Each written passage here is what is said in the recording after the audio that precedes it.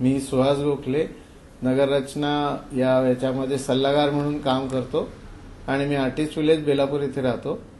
सरकारने हे नवीन जे धोरण आणलेलं आहे विनिमय बदलाचं ते खूप चांगलं आहे आणि या दृष्टीने देशाला लॉंग टर्ममध्ये खूप फायदा होईल.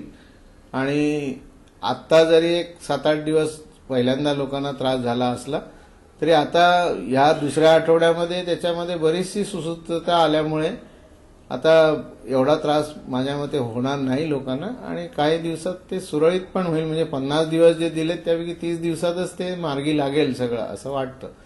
आणि याचे पुढे फायदे खूप होतील.